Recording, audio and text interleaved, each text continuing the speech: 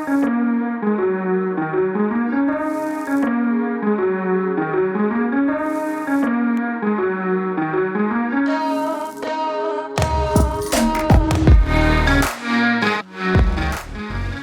guys, welcome back to another episode of Dynasty After Dark. I'm your host, Calvin Timms. You can find me over on Twitter at TDC_Calvin, and just wanted to apologize for the delay in getting this video out there. But after the Dynasty quarterback rankings, I decided that I had to get somebody else on here so that I could get a little bit of pushback, because sometimes my views are perfect and sometimes they're not. So I'm happy to have Dynasty analyst over here today to kind of give me his thoughts on my top 12 running back rankings and also share his rankings as well.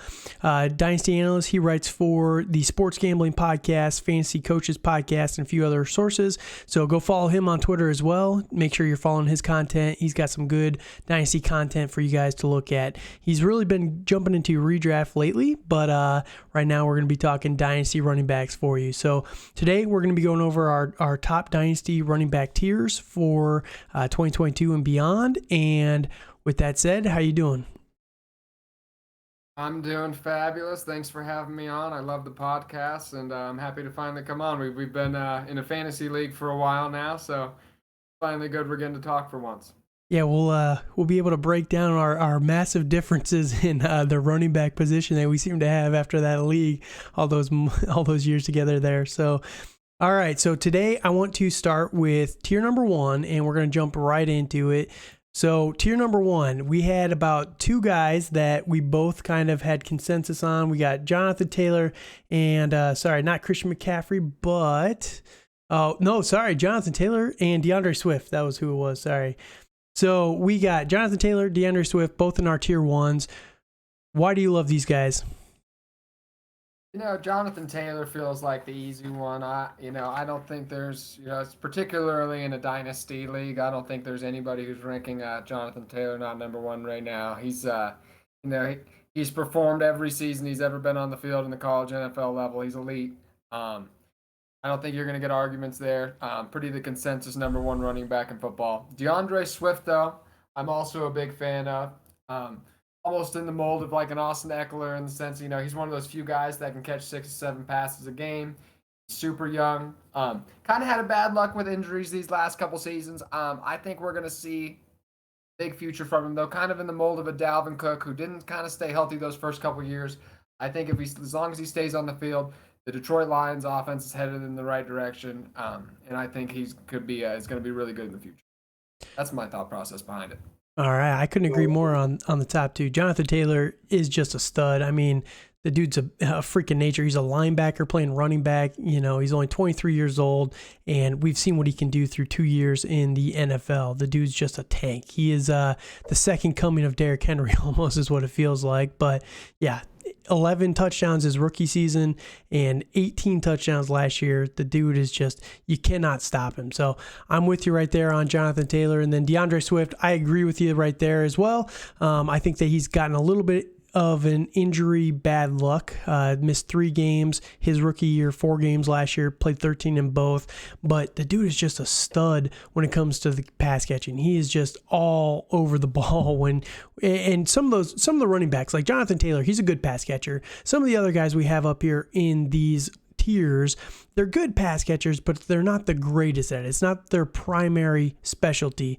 DeAndre Swift, you almost could say that he was made to be a wide receiver just in a running back body, because he's a short guy, he's really thick, but yeah, he just attacks the ball so well, which is what you love to see for fantasy football.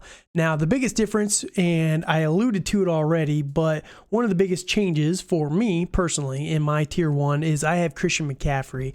Now, McCaffrey has burned people last couple years, so I totally understand the hesitation by the Dynasty community, but Christian McCaffrey is just so stinking good, man. He's just so good. How do we not have this guy as a tier 1 running back anymore? And I get it. He's older. He's 26 years old, but he's got 5 years of experience. He doesn't have a ton of tread on his tires. He hasn't really played in 2 years almost. So, it's almost like he's a 24-year-old in a 26-year-old's body in the NFL. So the whole ageist thing of it, I can't get on board with most people. Now, you could make the argument against the injuries that he's sustained over the last couple of years. Last year he played 7 games. People really thought that he was going to be back. It was a hamstring injury, if I remember correctly. But the dude, when he was healthy last year, just looking at his game logs when he was playing, 27 points in week 1, 24 points in week 2, 13, 26, 24. The dude just produces when he's on the field, and he gets more meaningful amount of snaps. The 14-point game, he had 50% of the snaps. The next week, 60% of the snaps, he had 26 points. He just produces for fantasy football. He's got Baker Mayfield now in this offense, and I think Baker, which everyone loved Kareem Hunt with Baker Mayfield, he's going to feed Christian McCaffrey all over the field, and I think that he still deserves to be a tier 1 running back until he proves that he can't stay healthy. 3rd time's a charm, 3 times I'm out. So difference here, why do you not have Christian McCaffrey? We were talking about it a bit before the show. I try to get out ahead of things a little bit. I have Christian McCaffrey number 2 in my redraft rankings for clarification. But I have him considerably lower in my dynasty ranking because I'm willing to take the risk. You're right, that Christian McCaffrey in a redraft league, I'm willing to take that risk that he is going to be elite. You're absolutely right. He has the highest ceiling in the league. He could win your league championship this year, but he is one injury away from his dynasty value completely tanking. At 27 years old next year, 3 straight injury. This is hypothetical. 3 straight injury seasons, written seasons. That would be almost it for his dynasty. Then you could argue, well, then, okay, 27-year-old, he's still really good, but then he'd be a few years removed. So it's just there's a lot of risks to him. The Carolina Panthers offense isn't that great. Baker Mayfield, he's proven he's great in a bad offense, but he's going to have to be that good again after coming off of 2 injury-plagued seasons. It's just a lot of risk. It's a lot of risk for me in a dynasty league. I like to think in 3-year windows. I also like, I prefer guys who are going to have high dynasty value and perform. Like next year, Christian McCaffrey, considerably less dynasty value, no matter what he does as a 27-year-old. So when I kind of consider all that, there are some other guys I had ahead of him. Like I said, I have number 2 in my redraft rankings. Absolutely worth the risk there, and that's where I want to take him, though, is in redraft leagues, not in my dynasty league. Fair enough. Just out of curiosity, so everyone knows Baker Mayfield is the new quarterback for the Panthers. 1-year deal with them. If Baker can return to not last year, but 2 years ago form, where he's not terrible, he's not an elite quarterback, but he's not bad, and they re-sign him to a long-term contract. Let's say he saves Matt Rule's job, single-handedly saves Matt Rule's job. Is Christian McCaffrey any more interesting at that point? We're asking a lot. That's a lot of what ifs, but still, he has a great year this year, Baker Mayfield. But then he's still 27 years old. I'd rather actually buy Christian McCaffrey next year at 27 years old when he's going at a significantly lower discount, no matter what dynasty league. So that's when that's when I'd rather buy Christian McCaffrey. That's when I'd rather buy Saquon Barkley, guys like that.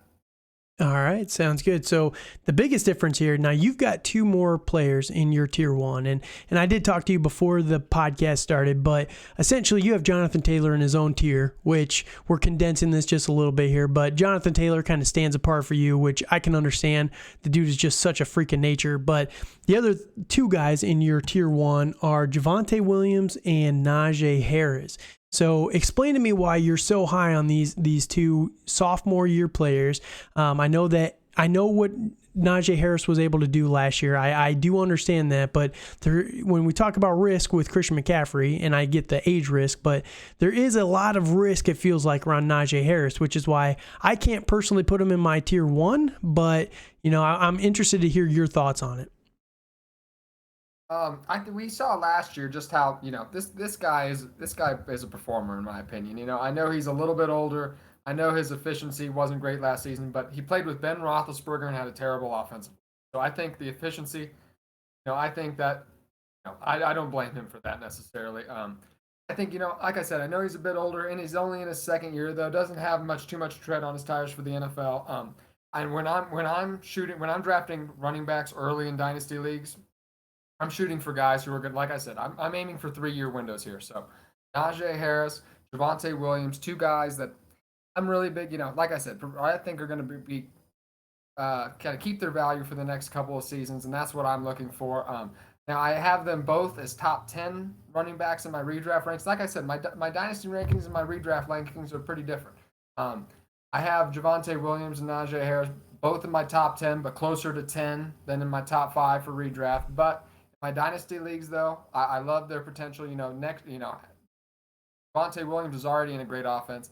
By next season, I think he's going to have a firm control of that job. Although I do have him number 8 in my redraft rankings as well, which is higher than most. So I think he's really going to start taking some more of that workload this season from Melvin Gordon. Najee Harris, it could be.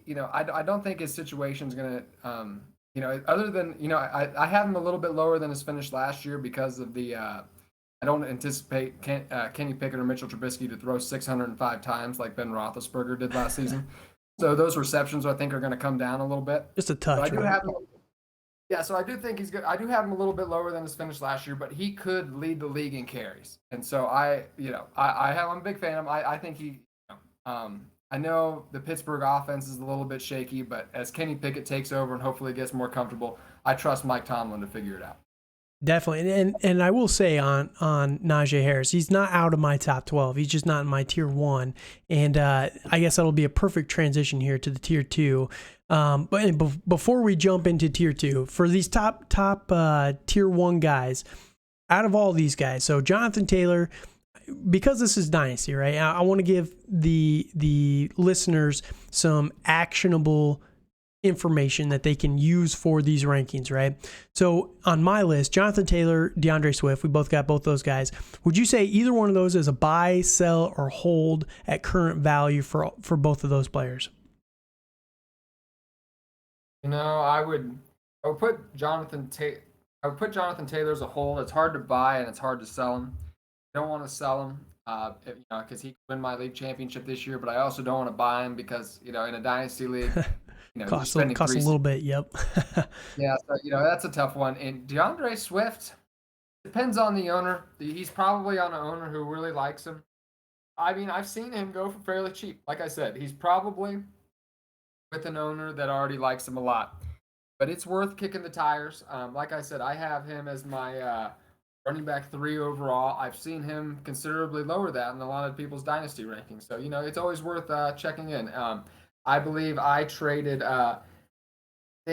Dobbins and Jameson Williams for DeAndre Swift earlier in the offseason. That might not be available now, but, just for trades like that, maybe trading like an upside wide receiver 2, kind of with a guy maybe like J.K. Dobbins or Akers would be a move I would explore. Gotcha. What about, so obviously Christian McCaffrey, you're selling him at current value based on what I'm hearing, even though he could be a league winner, but in Dynasty, you think that he's probably worth a lot more in a trade than he would be on the field? That's for me. Yeah. I'm trading out, I'm looking for a guy, I'd rather add a little bit to Christian McCaffrey and try to get a guy like Najee Harris, Javonte Williams. Maybe they're not going to perform quite as well this season, but I'd be much more comfortable with them in the future. Christian McCaffrey, he's no matter what kind of season, if he has 2,000 yards this season, his value is going down next year considerably. No matter what, he could have 2,000 yards. So and then you're kind of, and especially if he did have an injury, God forbid, his value is really going to tank. So, that's just a risky for me in dynasty leagues. I'm a little bit more, I play a little safer. I play very risky in my redraft leagues, a little safer in my dynasty leagues, and I play for the future a bit more. Okay. So I would agree with you on JT. He is very hard to get right now. He's very hard to move. So, if you have him, you're basically holding him. You can send the world for him. If you're one piece away, maybe go get Jonathan Taylor, but it is just going to cost you so much to go get him. I would agree with you, though. I think Swift is probably the cheapest of these tier 1 guys, just based on what he's done the last couple of years. Like, people like Swift, so you're probably right. He's probably owned by someone that really likes him already, but it's very hard not to try and take a stab at him. He definitely does seem to be going the cheapest out of all these guys. Now McCaffrey, I'm definitely probably a buy, to be honest with you, because personally like we just talked about with Jonathan Taylor, he's a league winner, right? Christian McCaffrey, when he's healthy, he is a league winning player.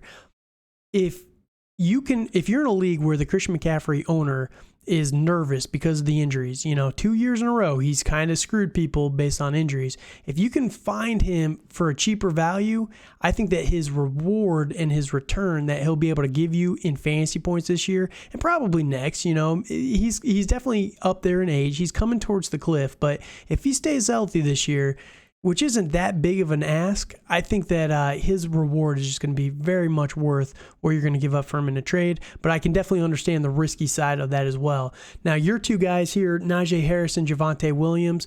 Javonte is the one that I'd be trying to buy potentially if it was me. Najee, I'm probably trying to sell. And that will lead us right here into the tier 2, because while I'm not as high on Javonte or Najee as you are, I do have Najee in my tier 2 rankings here, and I do have him over here. The biggest downside with Najee Harris, and this is why I can't put him as an elite option right now for fantasy football. Last year as a rookie, very, very good. Very obvious that the offense ran through him. Ben Roethlisberger did not have it left in the arm. He was just, you could tell he's well past his prime. Finishes the RB3 in PPR, 94 targets, 74 catches. I think that the ratio there is great, like roughly an 80% catch rate. Najee is very good in the passing game. He can catch very, very well. I just do not expect him to get nearly as many targets in fantasy football this year. And then you take into account the new offense with either Mitch Trubisky or Kenny Pickett.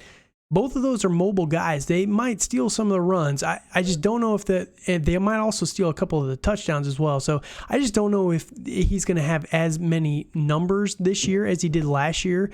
He had a very good year for, just a rookie running back. Efficiency, like you mentioned, wasn't the best, but even if he's slightly more efficient, that'll make up for some of the lost numbers. But I'm just a little nervous about that. And then the biggest downside with Najee Harris, we're talking about age cliffs here. He's a 24-year-old running back already in year 2. He is an old player. Just when he came out of college, he was an old running back.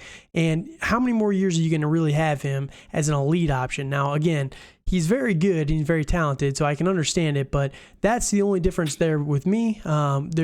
We saw him in year 1. The offense basically ran entirely through him, and I think it's going to run through him again this year, but they are hoping that with these younger quarterbacks that they're going to be able to feed the wide receivers, Deontay Johnson, Chase Claypool, George Pickens, those guys a little bit more on the outside, I think, and that might really eat into Najee Harris's workload there. So that's my thoughts on Najee. Javonte as well. He's someone that I love it. I want to put him in my tier 1. I really do. But I just want to see what the new coaching staff does with him. The new head coach for the Denver Broncos is coming over from the Green Bay Packers. We saw what they did over there. They've been in a committee system for a few years now, but Aaron Jones has always been very good for fantasy football. If they put Javonte in that role, I will fully admit that I could be wrong here and have him way too low in my rankings. I just want to see what they do with him with the split with Melvin Gordon this year, and that'll kind of give us an idea of what the next couple years will be in this offense. I like Javonte Williams' talent. He was very, very talented. You don't put up 30 points in one game, when you get most of the carries in that game out of nowhere. So he is a very good player, but yeah, I just want to see what they can do before I buy into him fully. Now, this tier, we do have a couple guys that overlap. We've got Joe Mixon is one of them. So if you want, go ahead and talk about Joe Mixon here to start. Yeah, I have Joe Mixon as my RB7. He's in a great He's in a great situation. He's really talented. He's probably in the most talented skill position group in football. Joe Burrow at the helm. I know that camp reports have Chris Evans as a potential third down option, and Joe Mixon has never caught a ton of passes. I'm not too worried about that. I expect him to have a similar could push for 50, 60 receptions this year, which would mark a career high in my opinion. There's a lot to like. Talent, offensive situation, that they're going to be on the field a lot. There's going to be a lot of scoring opportunities. When I'm shooting for tiebreakers between players, I shoot for players in great offenses. Mixon, like I said, there's some risk. You'd like to see him catch the ball a bit more. So, that's why I don't have him ahead of Christian McCaffrey. But there's a lot to like there, and the offensive situation is what I like the most. Sounds good. And the other guy we share here is Saquon Barkley. Thoughts on Saquon? Saquon, I struggled. I had you change my ranking on him right before the show. Barkley, I think at the beginning of the offseason, I even had him, I think probably ranked like RB 15 or 16. But man, just so talented. I'm falling for the Twitter pictures. I'm falling in love with the muscles all over again. The workout pictures, man, they get you every year. Got me again. I have already had him rising a bit, but I just keep moving him up. Like I said, he's my RB9. The talent is just undeniable. He has the highest ceiling probably in the league, along with Christian McCaffrey. I don't love the offense again. I'm not necessarily pushing to buy in dynasty leagues, just like Christian McCaffrey. I think that. I think he's going to be cheaper in a year, and I think he could just be in a better offensive situation also in a year, and you can get him at a lesser cost when he's in a better offense. So, I'm a little wishy-washy on him in dynasty leagues, but man, like I said, if he can just stay on the field and just show some of the, the worry is though that, the reason I had him lower earlier in the offseason was, Devontae Booker looked. Just produced just more than he did. Yeah. When I was the happiest I was last season when I had Devontae Booker instead of Saquon Barkley in my lineup, and I was getting 15 points out of Devontae Booker in the game. So that's the worry. But like I said, I'm falling for the camp pictures again. He's my RB9. So the funny thing is, both of these guys were one off in our rankings. I have them at 6 for Mixon and 8 at Barkley. One guy here that we'll talk on here in a little bit, but I'm right there with you on both of them. Joe Mixon, best offense in the NFL in terms of talent, just absolutely loaded. They redo their offensive line this offseason. It's just guns up for Joe Mixon this year. And like you said, the biggest downside on Joe Mixon is he's a very talented pass catcher. If you look at his yearly finishes, he is almost like a 90% catch rate from the receiving role in the offense, and they just never give him a ton of targets. Now, of course, you get more targets, and that's going to come down a little bit. The efficiency would be hit a little bit with that, but man, there is no reason why they can't give him like 60 or so targets every single year. Like, he definitely should be getting that every single year, but this coaching staff really has leaned on Samaje Perine and Chris Evans in the third down role, so that's kind of a downside there. But when it comes to Joe Mixon on the ground game, he's going to be a monster. He had 1,200 yards last year, 13 touchdowns, and they rebuilt the entire offensive line. It's just going to get better and better for Joe Mixon. Really love him for Dynasty, and he's only 25 years old. Year 5, definitely has maybe 2, 3, 4, if we're really lucky, 4 more years left with this offense. So, yeah, I really like Joe Mixon for the next couple years to definitely help you produce for fantasy. And the nice thing about Joe Mixon is, last year he played 16 games. I was someone that was really nervous about Joe Mixon going into last season because I had the injury-prone moniker, kind of attached to him. But yeah, he was injured until he wasn't. Like I always say, until they can prove that they're going to be someone who deals with a lot of soft tissue injuries, they just don't. The injuries can fluke every single season. So Joe Mixon came back healthy, came back strong, and is proving it for Dynasty football.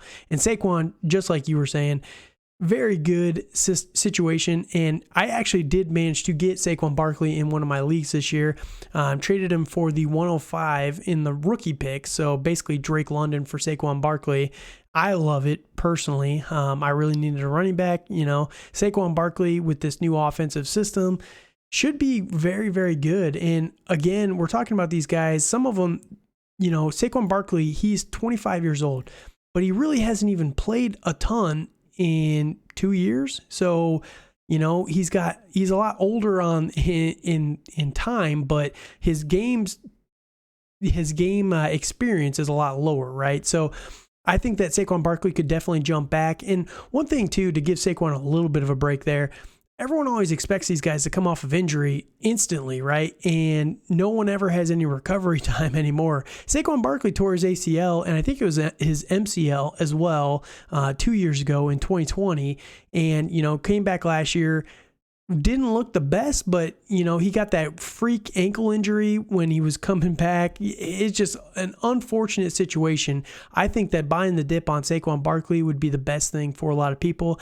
I know people are a little nervous about the new head coach, Brian Daboll, coming over from Buffalo. They didn't really use the running back. Do you have any fears about Daboll's running back usage with this team? No. I think it's just going to take the offense a little while just to gain traction. Anyway, I think it's going to take. I think it'll take a year. I don't know about Daniel Jones as a quarterback. I anticipate he won't be the quarterback in 2023. I think the offense. Well, it's going to take. Like I said, that's why I prefer to buy Barkley. I'm more of a. I think he'll be a lot cheaper in a year. I think the offense will be a lot better in a year. So in my opinion, Barkley, I think his best years are ahead of him. I still think he's going to be playing behind. The offensive line's getting better than he could be playing behind one of the better offensive lines he's played behind. That's still not saying much though. So I'd like to. So in my I'd like to buy I wrote an article about it earlier. I'd like to buy Barkley in a year when he's a little bit cheaper at 26 years old. He's getting a little bit older. The offense is going to be better. I think that's when we'll see that talent really shine. But like I said, I'm not too down on him. I still have him at RB9. I keep inching him up. All right, sounds good. Yeah, I love the talent as well, and we'll see. The one funny thing is all the rumors that Jimmy Garoppolo, he's kind of the last quarterback standing that hasn't been moved this offseason, that everyone knows he's going somewhere, but nobody knows where yet.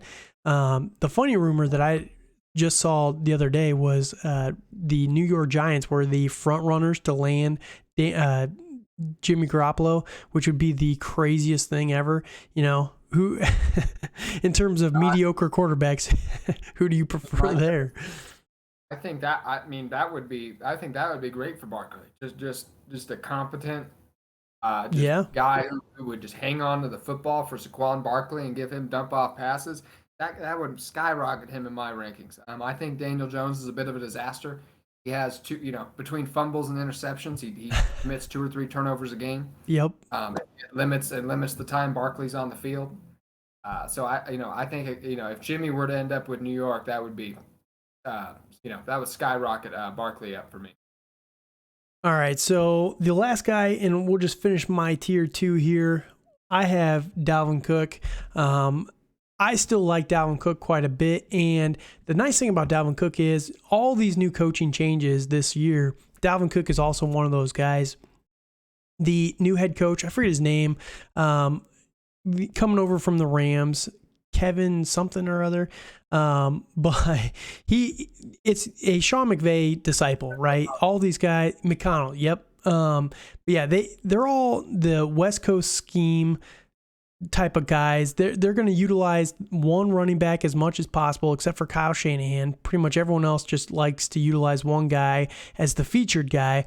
Dalvin Cook is a full offensive weapon. We've seen what he can do on the ground. Last year, not the best through the air, but one thing about the Minnesota Vikings that I see overlooked all the time in everybody's podcasts and rankings and everything, people are still so high on Adam Thielen.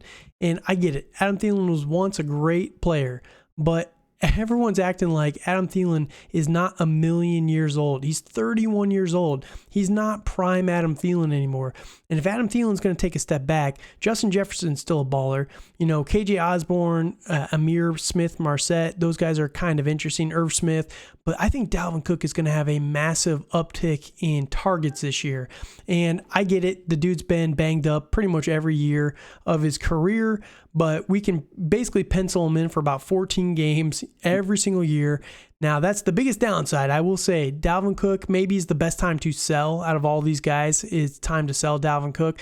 But I just think that he's going to be able to produce definitely this year, and I think next year as well. They just signed him to a long-term contract, so they want to use him, and I think that the new coaching staff is going to be able to maximize his talent much more than the old coaching staff was. You know, you knew that they were going to run the ball a ton through Dalvin Cook, but the offenses were so terrible every single year, and you know, it was just such a conservative offense. So I have Dalvin Cook here, and I know you don't even have Dalvin in your top 12. So what's your biggest fears on Dalvin? You know, like, I always give my redraft ranking just to give people clarity to make their own decisions. I have Dalvin Cook as my RB6 in my redraft rankings, and I have him as my RB15 in my dynasty. There's always a big difference. And Yeah. you know, and you know, you can take that for what you will. You know, if you're a player, you know, who I'm playing for this season. I want to go for a championship this season. You know, you buy Dalvin Cook for higher than I have him ranked. So that's why I always mention it. I think Dalvin Cook's good. It could be in line for a great year this year. That's why I have him as my RB6 in redraft. There's just too lot. They're just like Christian McCaffrey though. There's too much risk for me to acquire him in dynasty. You know, I remember. You know, this is a really funny story. There was a guy in one of my leagues after he initially got hurt last season. I don't remember if you remember the storylines, but they were really, really bad right off the bat. And I had a guy in a league I commissioned. He sold Dalvin Cook for Alexander Madison straight up. Wow. And so you know, and we all gave him crap for it immediately, but you know, but it was just like the headlines were really bad right away, and you know, and it was a bad shoulder injury. Dalvin Cook continues to have injuries pile up. He has a lot of trend on. You know, this is just where we see running backs fall off. Is you know, there's been 3 running backs over the last 3 years who have finished with as an RB1. At 27 years or older. It's Cordarrelle Patterson, Mike Davis, and Mark Ingram. It's you know, at this age, considering, you know, the athletes on the defensive side of the football, you have 250, 300-pound men just, you know, running 4.5 and hitting you at full speed. Yep. You just can't do it for very long. Yep. And, you know, the wheels are, you know, it's not a matter of if the wheels will fall off. It's a matter of when the wheels fall off. So, you know, just a guy like Dalvin Cook, just not a guy I'm buying in my dynasty leagues. I'd rather get my exposure in my redraft leagues where I can maximize his skill set of being, you know, a great running back who could have a great year, but I don't have the long-term commitment. Sure. No, I get that. And they call it the running back cliff for a reason, right? There's some people that buck the trend, you know, Adrian Peterson playing until he's 100 years old, Frank Gore, those type of guys, but they're not really the best for fantasy football anymore, right? And time is undefeated, right? Except for Tom Brady, it gets everybody in the end. Tom Brady's the only guy that continues to continue to play on and on and on. But I think that's kind of warped people's perspectives a little bit. You see so many guys just playing later into their careers, and yeah, it definitely. It might have shaded into mine, but I just think, again, Dalvin Cook this year and next year, when we're talking about a 3-year window, if I can get him as a top 10 running back in both of those seasons, I would take that chance personally. But I can definitely understand the fear on him, definitely with the risk. And my funny Dalvin Cook story, like you were saying, the news stories right after he hurt his shoulder last year were terrible. So I came up with this master plan in my home league, right? My work league. And what I did was I manufactured a trade for Dalvin Cook where I got basically Dalvin Cook and Ryan Tannehill, and it's a 1-quarterback league, so you know quarterbacks really don't matter. So I got Justin Fields in the return, so Tannehill for Fields, whatever, it's a wash in Dynasty 1-quarterback. But basically I sent Dalvin Cook for AJ Dillon and the 105 that I traded for Saquon Barkley this year, right? But I sent the whole master plan of this story was I sent Dalvin Cook to a guy that was right on the fringe of playoffs. He needed to win out to make playoffs. Dalvin Cook comes back the week that I sent him the trade, gets 30 points, secures this guy playoffs, because if he would have missed playoffs, it wouldn't have been the 105, right? It would have been a top 4 dynasty pick. So I was like, I have a very good odds of a top 4 pick here. But Dalvin Cook literally came back, secured the guy playoffs, and then did nothing the rest of the playoffs. So I was like, my master plan didn't work too well. But Yeah, Dalvin took it a little personal. We'll say that. So. All right, so the rest of the guys on your tier here, I don't have one of these guys. I don't even have in my top 12, which I'll explain when we get to him. But you've got Christian McCaffrey up here, so you're just a little bit lower on CMC than me.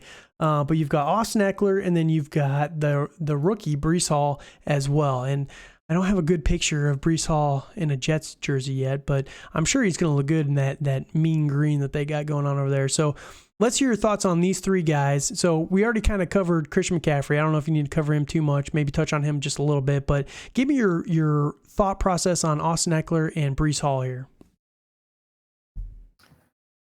Yeah, Christian McCaffrey, like I said, we kind of talked about him already. I have him as my RB6, so I still have him pretty high in my Dynasty rankings, but I have him a bit lower than you.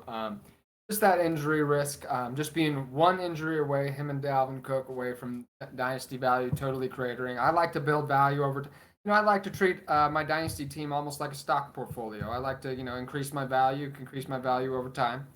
So, like I said, I have him a bit lower.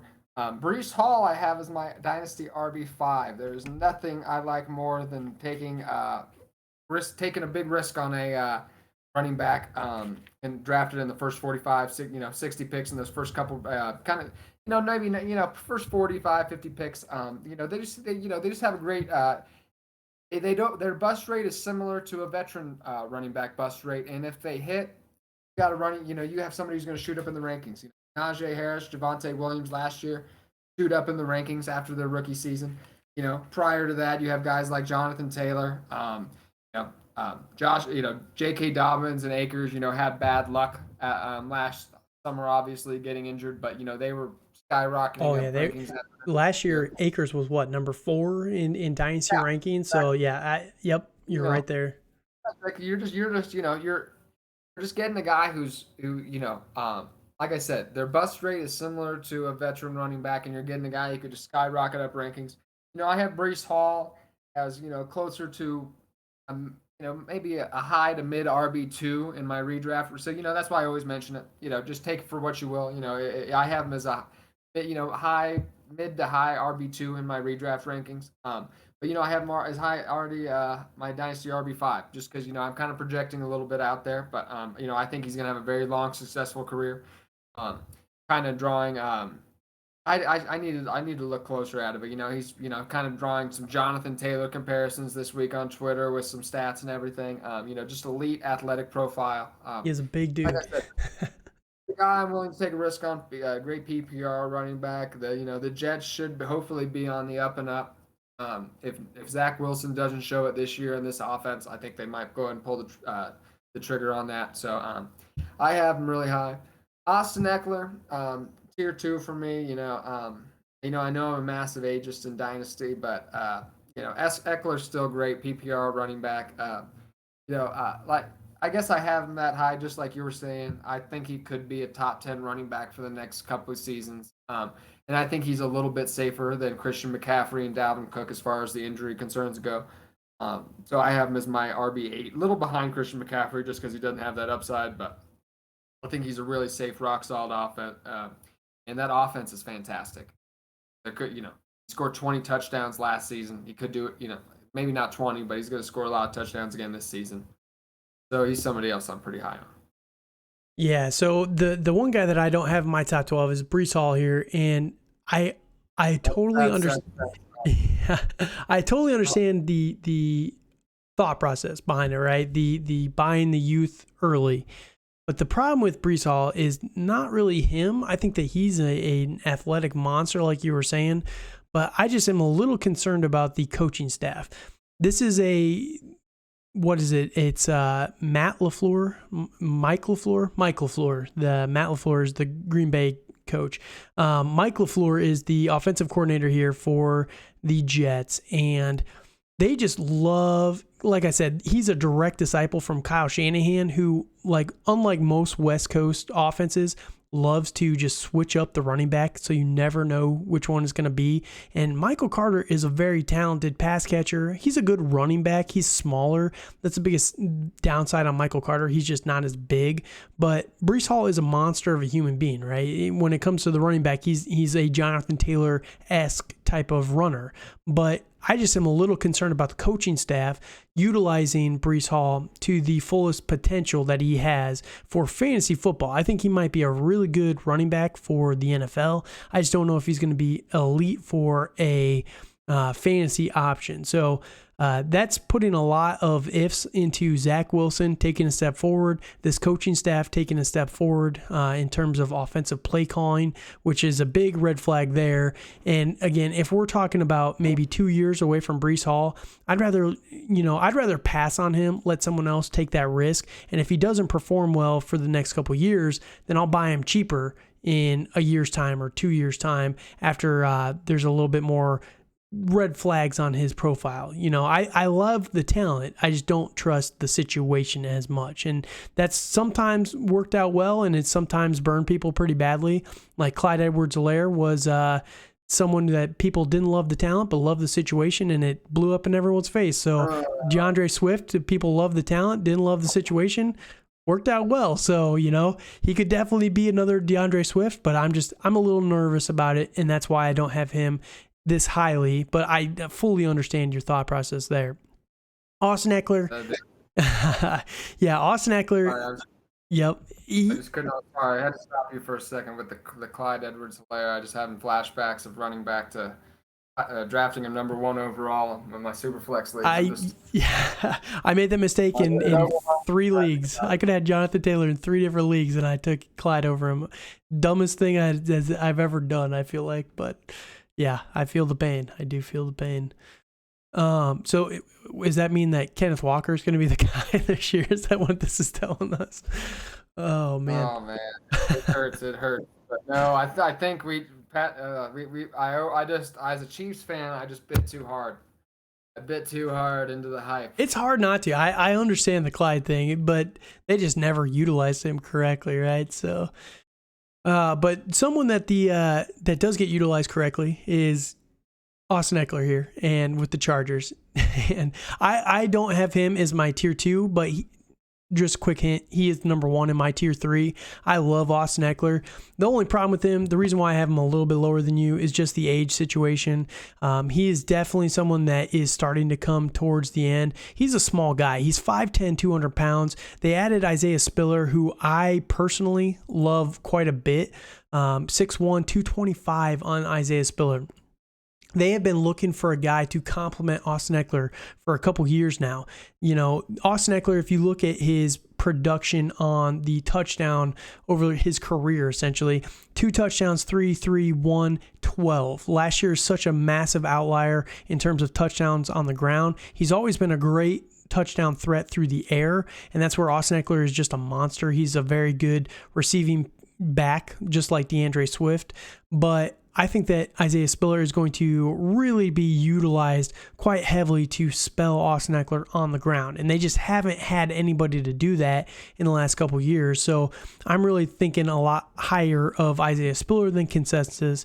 And that's why I dropped Austin Eckler just a little bit due to age and then the non-guaranteed workload on the ground. I think that Austin Eckler is going to be very good. I think he's going to win people weeks, but I just think that he's a little bit more volatile due to that reason right there. So before we jump into my tier 3, where Austin Eckler is going to be the first guy there, what is your thought process? And we'll just run through them real quick. So buy, sell, or hold on Joe Mixon. Ooh, I'm going to say hold. Not it's not a guy that spending a bunch of assets on a running back in Dynasty that's ranked that high. That usually isn't my strategy. I usually like to try to get my running backs a little bit cheaper, and or buy a guy who's really young. So he's not really a buy for me necessarily, but if you're selling, if you're in a rebuild, of course it's a sell. Sure. It's an easy sell in a rebuild to try to get a value like that, but he's not a must sell for me. If you're contending or anything like that, I'm willing to ride it out in that offense. So I'd say a hold. Okay. Saquon Bart, and I'm with you right there. I think hold unless you're in rebuild. Basically, if you're in rebuild, any of these guys, maybe except for Javonte or Brees Hall or Najee Harris, you're selling all of them, right? So just real quick summary there, so we can save that piece of it. If you have Brees, Najee, or Javonte, and you're in full rebuild, keep those guys, but otherwise sell everyone here. But if you're trying to contend, we'll look at it from that lens, right? So if you're trying to contend, mix in your good. Oh yeah, no, I was gonna say yeah, that's easier. Yeah, good caveat there. So yeah, I would say a hold for me. Okay. So And I'm right there with you. I think Mixon, perfect hold. He's a little risky to buy, basically like you just laid out there. Saquon Barkley, for me, I think that he's a buy personally, if you're contending. But yeah, let me. What are your thoughts on him? that's another tough one. Right on that line, it just really depends on the owner with a guy like that. It's not the exact same, but I sent a late second and Christian Watson for Derrick Henry the other day. And Saquon Barkley, maybe not traded that low, but there's always buy low opportunities for an owner who's worried still. That's not necessarily everybody. So if I was, oh, I guess I would say buy maybe for if I had to lean one way, but it really does depend on the owner. That it's not super obvious. His value just he's one of those guys whose value really really depends on the league that you're in and who has him. I've seen him. I've approached owners about him who want sky high value, and I've also seen him go super cheap. Just depends on the league. All right, Dalvin Cook, you're sell, right? I'm guessing. Yes, I am definitely a sell on Dalvin Cook. Although, man, it's just the guys like Dalvin Cook. There's people who like yourself, who talk about him as still an elite running back. But man, these type of running backs are really hard to sell in dynasty league. They are very very hard. Like it's just like no, like people. I feel like a lot of people kind of feel like me, and they're not buying running backs like Dalvin Cook, who are 26 years old now. That creates interesting buy windows for guys like yourself, though, when people want out on these running backs, guys like yourself might be poaching them, and he might give you some great value this season. So, You're subconsciously letting out my entire dynasty strategy when it comes to trading. All right, so you think he's a sell for the most part, unless you can get him for, obviously if you can get him for super cheap. Najee Harris, even if I'm a contender, I'm probably looking to sell Najee just for the depth that I could get personally, but definitely probably a hold for you. Yeah. Javonte, same thing. Yeah. Well, right now I'd buy Javonte. I picked him up. I've turned like 4 or 5 Dobbins shares. Javonte, adding like I was talking about earlier, just adding like a wide receiver 2 to J.K. Dobbins and getting Javonte Williams. Like I added Kenny Pickett in the Superflex League to J.K. Dobbins and get Javonte Williams. I'm just a big fan of the talent. That's such a steal. Just a big fan of the talent. He's just a guy. He had the most tackles broken per play last season. Just a super talented guy. I just keep anticipating him to take more of the workload. Najee Harris, I mentioned earlier offseason, I'm holding him for another year. I think next year, I think you'll see maybe me wanting to sell him just based on that age, like we were talking about, just being an older running back, 25 years old, because I think he's going to have a good year this year. I think he's going to stay up in those dynasty rankings. So, I want to ride him this season. I want to ride that really. I think the Pittsburgh offense, they might throw. They might try to throw 20 times a game. So Najee Harris, despite maybe less PPR value, he's going to be running the ball a ton, kind of Derrick Henry-esque, I think. So I want to ride that this season and maybe sell afterward. All right, Eckler, if you're in contention, is probably a hold for me. I'm probably not giving up anything of value for Eckler. Again, I'm very high on Isaiah Spiller, so kind of shades me a little bit on him. But do you think he's a buy or a hold? Oh, man. I know I have him fairly high, and I have him even higher than you. And when I have a running back like Eckler, I was telling you, it's kind of painful for me to put him up that high, that hold. So I mean, if I have Eckler on my dynasty team, I'm really trying to get. I'm probably sending out a lot of offers trying to sell him. Sure. Um, Maybe you can just pair, like you were saying, like a Kenny Pickett or something. Instead of J.K. Dobbins, maybe you can pair something with Austin Eckler and get someone like yeah, Javante. So there you go. There's some actionable advice for you. And then Brees Hall, if you're in contention, I'm selling because I don't think he's going to have that good of a year this year. But you could also hold him. This is my problem with Dynasty. This is what gets me in trouble is I always sell the elite options before, for like 3 other pieces. But yeah, I can understand people. I just don't think he's worth it to buy if you're in contention. yeah, I'm a big Brees Hall guy, so I'm buying right now. I've seen him go too high for me. I've Fair seen enough. him go, in the mid, in the mid second of a super flex startup draft, and that that's too high. But once we get to that third round, I start thinking about Brees Hall in the super flex league, and I haven't done any one quarterback leagues in a while, but I imagine you take out the quarterbacks. I imagine you get to that second round. I guess is where he'd want to go, that early second. I think that's a good buy right there. Yeah, that's what it feels like. It's definitely what it feels like. But yeah, see, to me, that's just too rich. Where I don't think that he's going to be a top 12 running back this year. I could be wrong, but that's where I'm just a little bit more nervous than the consensus. I think so.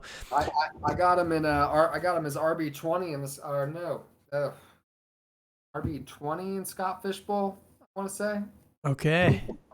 Not bad though. That's not bad. See, that's where I think he should be valued personally. But Dynasty we tend to overreact a little bit with with these guys. See Cam Akers last year, again those are unfortunate, but yeah, the running back position people tend to overreact on a little bit more than others. It feels like for Dynasty football. So, all right, so we're gonna jump right into tier 3. Now I already talked about it a little bit. I got Eckler as my number 1 guy here. I already gave you the reasons for him. I love him. I love the talent, but I'm a little bit more nervous about his potential production this year. And if Isaiah Spiller does take a step forward, like I know it's very common to hate on Isaiah Spiller because he had a bad combine, but the dude was talked about as the number 1, number 2 running back for a long period of time in Dynasty football until the combine. So people are sleeping on his talent a little bit too much. And if he does end up living up to that potential, like I think he can, that's just going to be worse for Austin Eckler next year as well. So I'm just a little bit more down on Austin Eckler, but I do still think he's an elite talent right there. Now, we have 2 guys here that we both agree on. We've got Cam Akers and Travis Etienne. Cam Akers with the Rams coming off the Achilles tear, and then Travis Etienne coming off the Liz Frank injury, I think it was, to his foot. So both of these guys are coming off injury. Why are you loving these guys so much compared to consensus? Because I know for consensus, both of these guys are not in the top 12 for anybody. Just like I said, I'd like to buy the young talent. Akers, man, we saw it before. Yeah, he got rushed back, and so I'm willing to completely throw what he did in the playoffs last year out the window. That doesn't count for me. Come 6 months back from an Achilles injury, there's significant risk. We haven't seen a really running back come. We haven't seen an elite running back come back to form with an Achilles injury. But man, that offense is fantastic, and I think this will change a lot next year when we get that 2023 influx of rookie running backs. Man, we're at an age kind of cliff for a lot of the elite running backs in Dynasty. So it kind of pushes Akers up for me, even though it feels really risky to have him as my RB12. But I look at the age and kind of that offense, and it makes me take him over Alvin Kamara. It makes me take him over Dalvin Cook. It makes me take him over Nick Chubb. And, that's kind of the difference there. A lot of people have those guys ahead of him. I'm looking at the offense. I'm looking at the talent, and I'm thinking, I'm hoping that this modern medicine can get him back together quickly. So and I'm not really looking at last season. Like I said, you can quote those 3 his 2 yards a carry or whatever the postseason last season. That doesn't mean much. That's the craziest thing about the Akers situation, right? So first off, he tears his Achilles. What was it in about a year ago now, right? It was pretty close to a year ago now, and 6 months later, playing in the playoffs. of the NFL, which is one, unheard of, but two, just absolutely insane. But the amount of work that they gave him in the playoffs was crazy.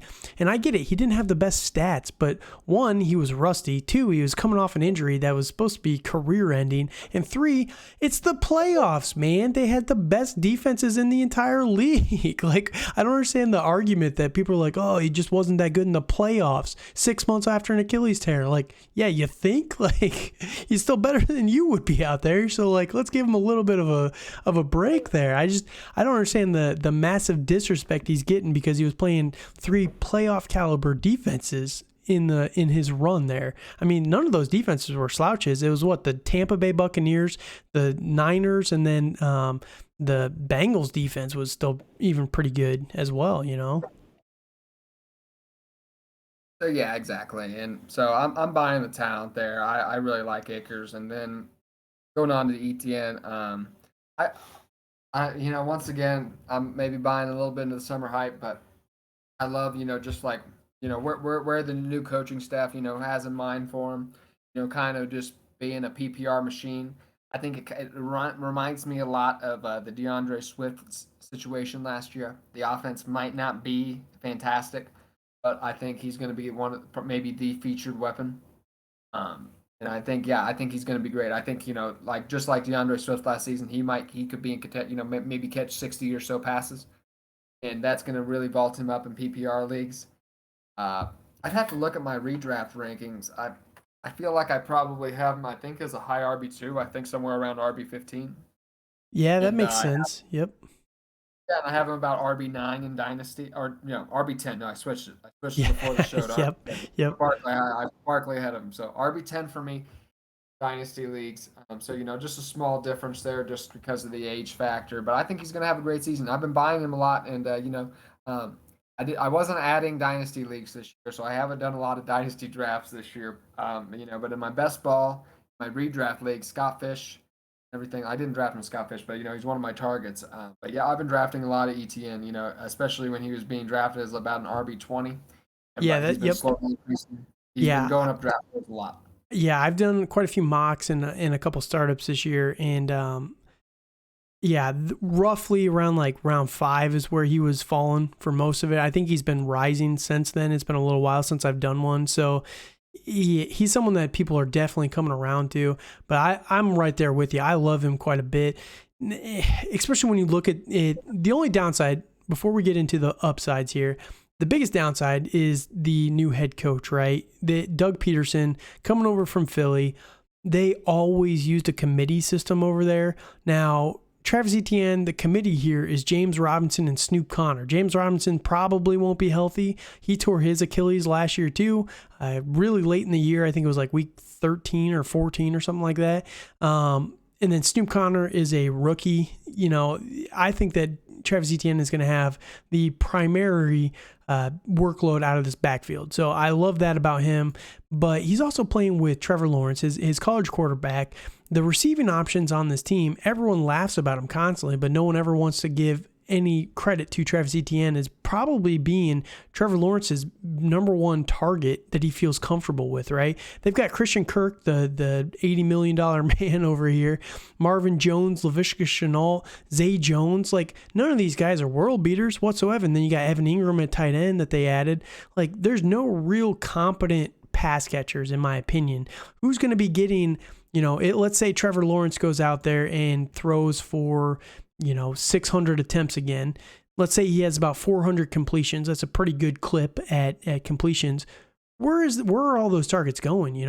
Are any of these wide receivers really going to break 100 catches? Maybe Christian Kirk, because he's going to be the feature of the offense, but Shenault, everyone hates. Marvin Jones is like 40 years old at this point in his career. He's 32 going on 33. Evan Ingram, can't catch to save his life, and Zay Jones. Okay, so who's going to be catching a primary workload out of the air from this team? And I think it's going to be Travis Etienne. I think he could definitely have maybe even 75, 80 targets, maybe 60 catches, like definitely within the realm of possibility. So I'm right there with you. Love him for PPR systems. Now, You have one other guy in your top 12 that I don't have up here, and that is going to be J.K. Dobbins. You've mentioned him a couple times. J.K. Dobbins also coming off the injury. You got 3 injury guys here, but they're all young, and they're all very talented. The latest news on J.K. Dobbins we saw today is that he might not be ready for week 1, which he responded to Ian Rappaport and said, basically, bitch, I am going to be ready for week 1. So it's looking good for J.K. Dobbins. And on this team, he is very interesting for sure, especially for Dynasty. He's someone that I could definitely be lower on than consensus, and I fully admit that. Like I said, it almost feels, it doesn't feel great to even have him here, but I just look at the offense, I look at the talent, and I look at the other guys around him. Nick, I talked about Nick Chubb, Dalvin Cook, Alvin Kamara, Derrick Henry. These guys are, they're at that AJ picks for me, and I really try to avoid running backs in that kind of, especially running backs who are 27 years old. And running backs who are getting close to that. So Dobbins kind of gets up here by default for me a little bit, but I do love the talent. The Ravens seem to really like him too. They're bringing in a little bit of help. So I'm hoping that he catches more passes this year. Even through his stretch run in his rookie season, he didn't catch a lot of passes. I have him a little bit closer as a kind of a mid-range RB2 in my redraft rankings. Just due to the age and the talent, I do have him as my RB11 in my dynasty rankings. I anticipate that to change a little bit after this season. I think we'll have a lot of those 2023 first-round rookie running backs. I think they'll be scattered all throughout these top 15 running backs or so. So I think I could see him going down a little bit next year. But just for now, I love the talent.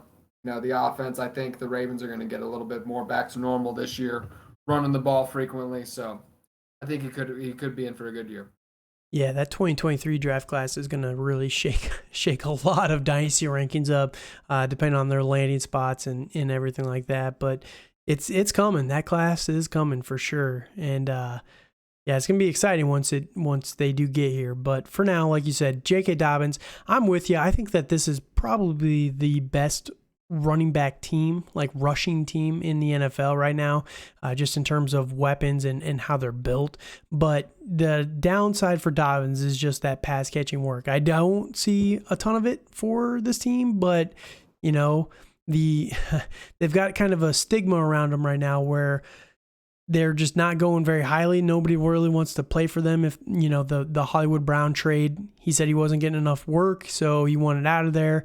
They got Rashad Bateman. It's not the best receiving core, so it would be nice if they just started to dump it off to the running backs. But with Lamar's play style, I just don't know if that's entirely feasible. So it's definitely something that's interesting to watch. But yeah, I love the talent. I just want to see the situation for Dobbins get a little bit better.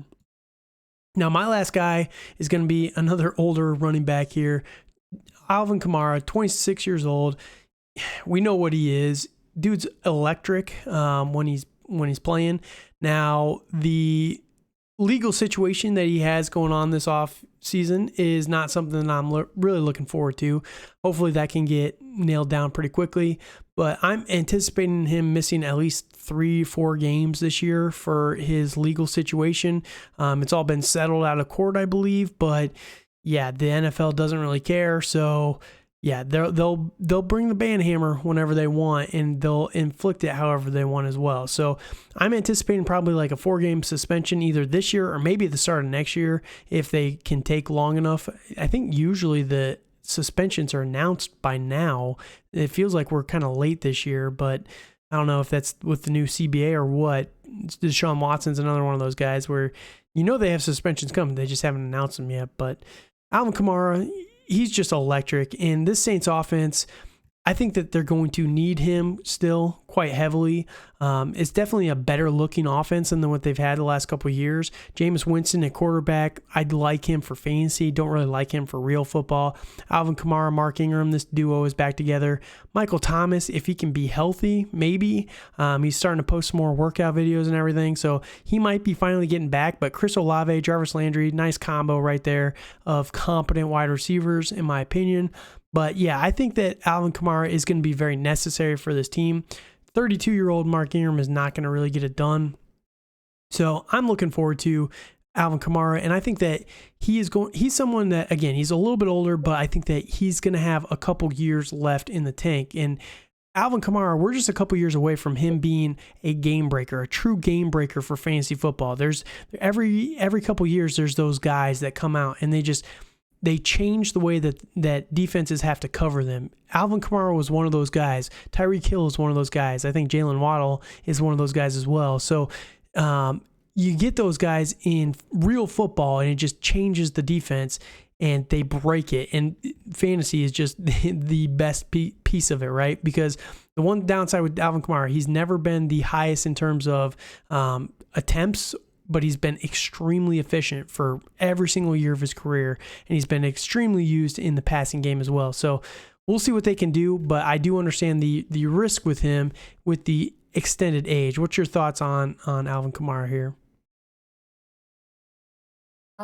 Just another guy that I don't love the situation anymore in the age. Sean Payton was a great offensive mind. I don't love, for right or wrong, I don't love going to a defensive coach really.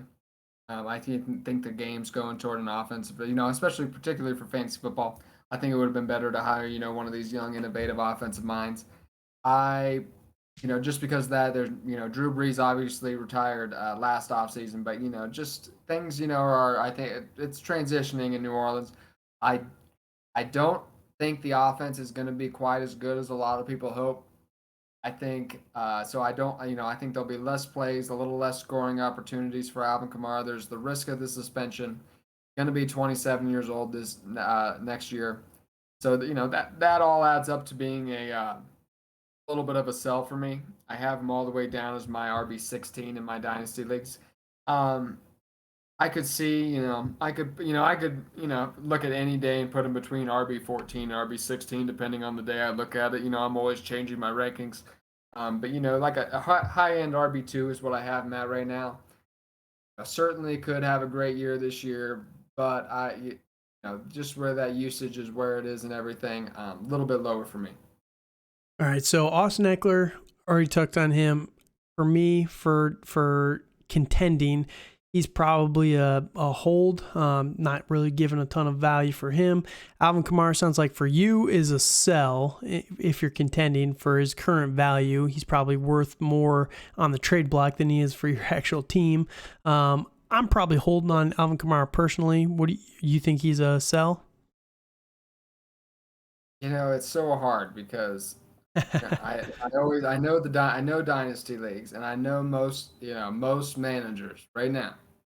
You go to 11 managers worth of trade. 8 of them have no interest in Alvin Kamara. Yeah. So it's a little tough.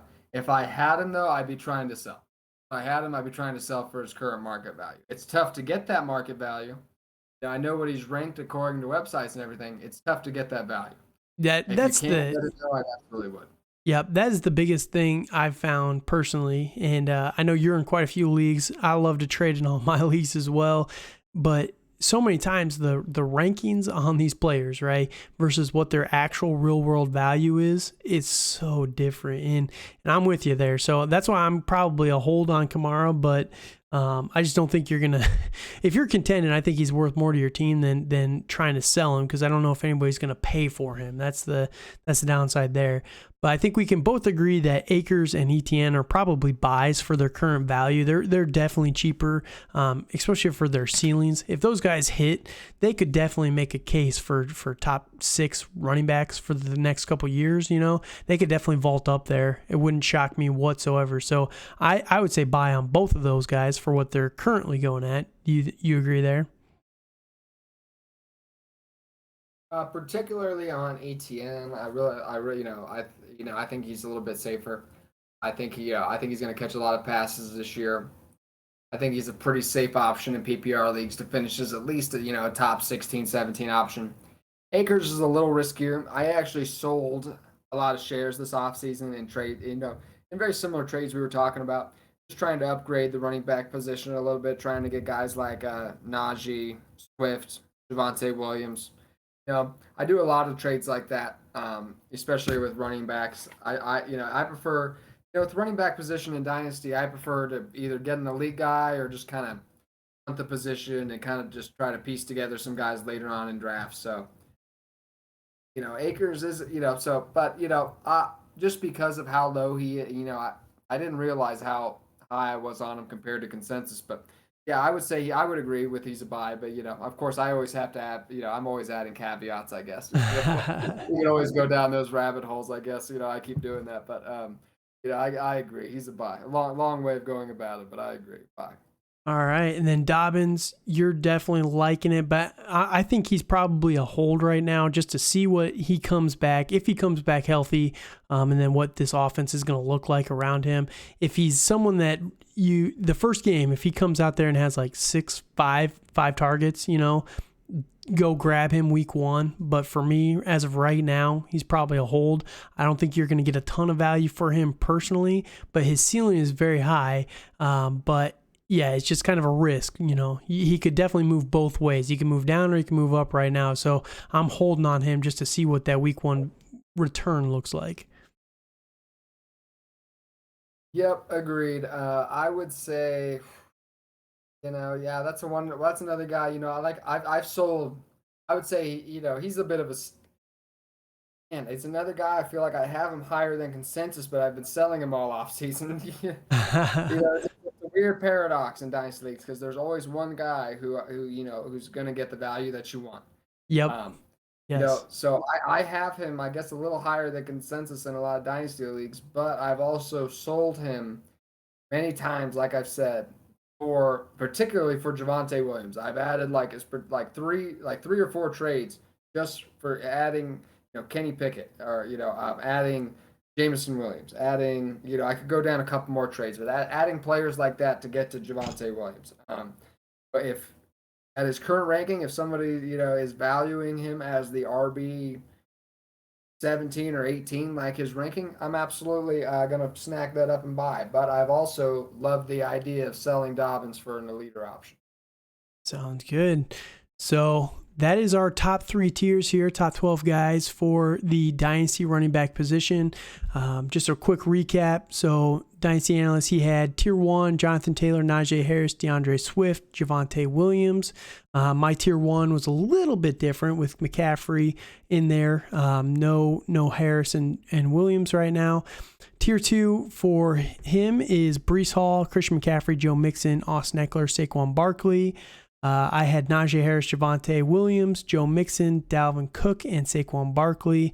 And then tier 3, final tier here, we got Travis Etienne, Cam Akers, J.K. Dobbins for analysts, and Austin Eckler, Kamara, Akers, and Etienne for me. Now, this has been great. What do you guys have coming up next? What any articles you got coming out? Any podcasts, anything like that? Oh, I just finished up around, it's been a crazy few weeks. I just started at the Sports Gambling Podcast Network as an assistant editor, and I started with Dave Heelman, who's at Dynasty Dorks, Justin, and Justin Bruni. And those guys are fantastic. They have a pretty large following on Twitter and everything. And we all just kind of started, the Sports Gambling Podcast Network. They have a pretty big website, but they're trying to bring up their fan content a bit. So we were all just getting started. We wrote a bunch of articles. It was kind of just me and Justin to start off with. So I've been writing a ton. I have a bunch of dynasty strategy articles on that website. I just put out a 2,500 word article on my top 10 dynasty, or no, not top 10 dynasty, top 10 redraft running backs. So it's just kind of been a whirlwind. I've been crazy busy. I just released a 4-part that coincided perfectly with your Dynasty Rebuild series. I mean, you could have just asked. I would have given you I would have translated it all to word for you, Oh, yeah, I just listened to your podcast and put it into word form. I put that on the 5 Yard Rush website. Those guys are a UK-based website. Those guys are fantastic. Awesome. The Fantasy Coaches Podcast is great. I always do a weekly staff article for them. So that's where you can kind of find my stuff. But I need to take a look at the calendar. I just finished up so much stuff. I actually don't even know what's next, though. All right. Sounds good. Sounds good. I know for us, coming up soon, we're going to be doing the next podcast, whether it's this week or next week. I'm going to hopefully get another guest on the podcast, but I'm going to be doing the top tier wide receiver rankings and then following that up with the top tier tight end rankings to finish that off. And please be sure to like, comment, and subscribe to the video wherever you're listening to it. If you're listening to it on YouTube or Rumble, make sure you're commenting and liking the video. Subscribe to, just it helps the algorithm, helps all that stuff. I'm really trying to grow the podcast, just trying to get out there to more people. If you like content like this, just let me know over on Twitter. That's the best place to find me, myself. But I'm really trying to get more guests on the podcast, really just grow the podcast in more avenues as well. So thank you guys so much for listening, and good night.